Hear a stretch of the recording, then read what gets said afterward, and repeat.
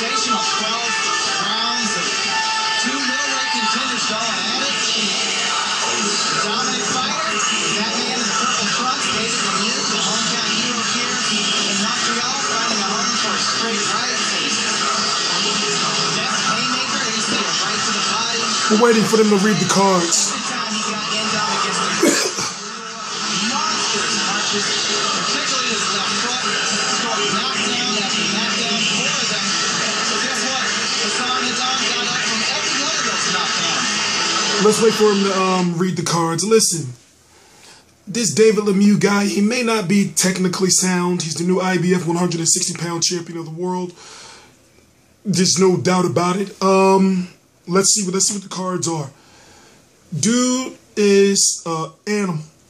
Golden Boy has lucked up with this guy, even though practically Judge Dupa and Judge Rosado both have it the same way, 115 to 109, and Judge McNair scores it 114 to 110 for your winner and new IBF middleweight champion of the world, Hassan N'Dam. David Lemieux. What we've learned about him is we've learned that it's no better way to put it. He can take an ass whooping. And the thing is, he's not just a guy to get beat up and keep getting up just to, survive. He's a guy that gets beat up and gets up and still has a chance and tries to win. And that's why right now, in my opinion, and even looking at him after the fight, like he looks great. Despite being, listen, I can't say it was the fight of the year because it was one-sided. But when I can say it was the most spirited fight of the year. When you see a fighter like Hassan N'Dam doing what he did, for example, okay, I'll tell you this. Hassan N'Dam, in my opinion, would have beat Jermaine Taylor. David Lemieux, sorry to say it, would have caused Jermaine Taylor more brain damage. Hassan N'Dam in the 160-pound division can still beat a lot of fighters. For example, as crazy as it may sound, he would actually have a better chance against Golovkin, in my opinion, than he did with David Lemieux. Just my opinion. I know it may sound crazy, but styles make fights. Shout out to Chris Alexander. Let's see if they do a post-fight interview. Golden Boy Promotions has lucked up with this guy. Right now, he has a title, and they have a very big fight that could be made for fans if Gennady Golovkin would want to go to Canada, if it makes sense. I know they want to establish David Lemieux here in the United States, but he's only 26 years old.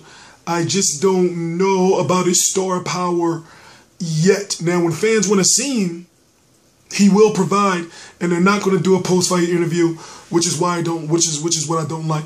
But anyway, I'm T-Street Controversy. This is T-Street Controversy Live. I cover every single major fight live. One thing about David Lemieux is that I notice is he gives no fucks.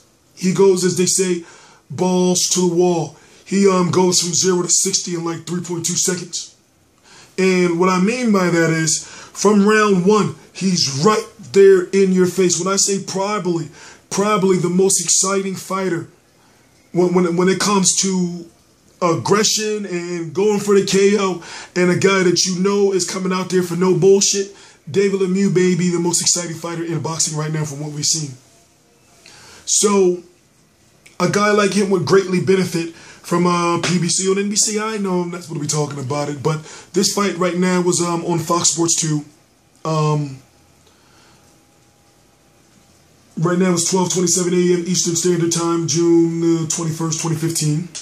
I'm T-Street Controversy. This is T-Street Controversy Live with RealCombatMedia.com. I don't know who his mandatory is. If you don't know how the IBF works, then trust me, he's got a mandatory somewhere that he's got to fight. He's going to be allowed a voluntary. I think it would be wishful thinking for fans to think that we're going to get Golovkin anytime soon. Just my personal opinion.